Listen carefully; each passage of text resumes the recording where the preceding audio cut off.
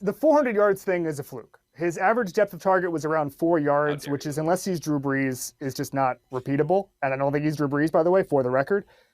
What's not a fluke is that anybody can run this Jets offense better than Zach Wilson. That's a problem. They were averaging... The Josh Johnson thing does complicate. They were averaging 3 points and 85 yards per first half going into last Sunday, okay?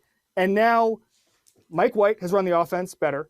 Josh Johnson has run the offense. Joe Flacco, who wasn't even active, if you put him in last night, he probably would have done it. Pablo, if you put you in, you'd probably do a better job. Although, Pablo, if you were surrounded by the New York Jets, would that be the least famous group of people you've been with at a sporting event with the last couple of weeks?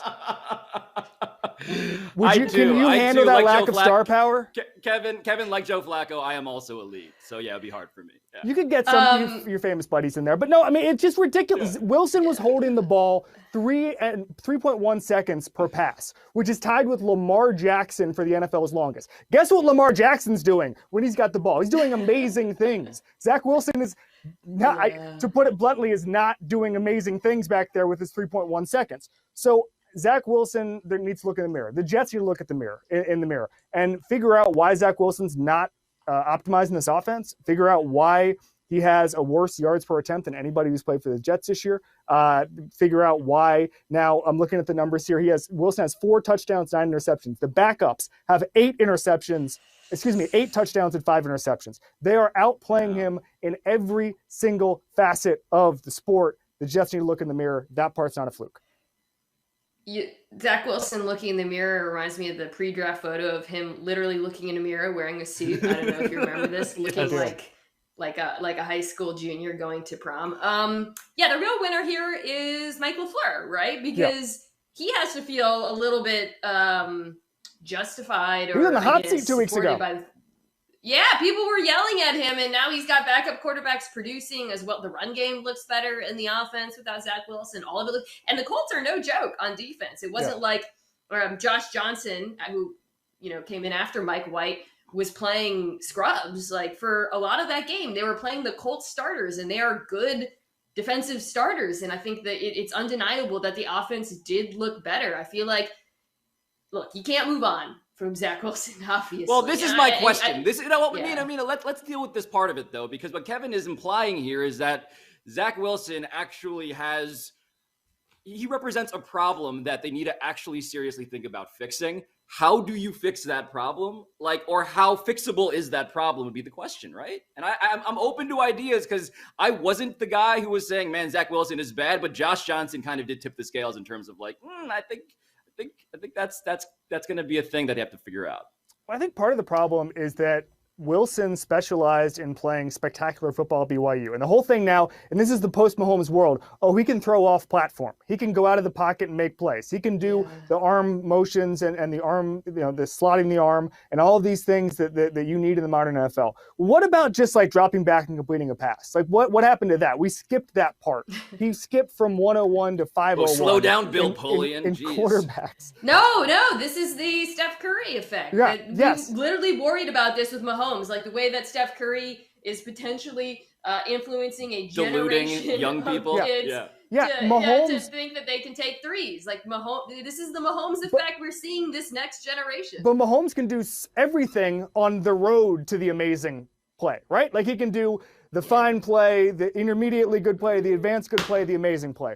Zach Wilson, apparently, all he's good at the NFL level is doing the off-platform stuff. And Robert Saleh said this over and over again. Michael LaFleur said it over and over again. He needs to learn how to play boring football. It's what people keep using. Trent Dilfer used the golf analogy a couple weeks ago, where a bogey's okay. Just get it out into the fairway. Don't try to hit a hole in one every single time. Don't try to eagle it from the trees. Just get it out, make the play, and that's what I think. This is fixable, but it starts with Zach Wilson understanding how to play within that offense.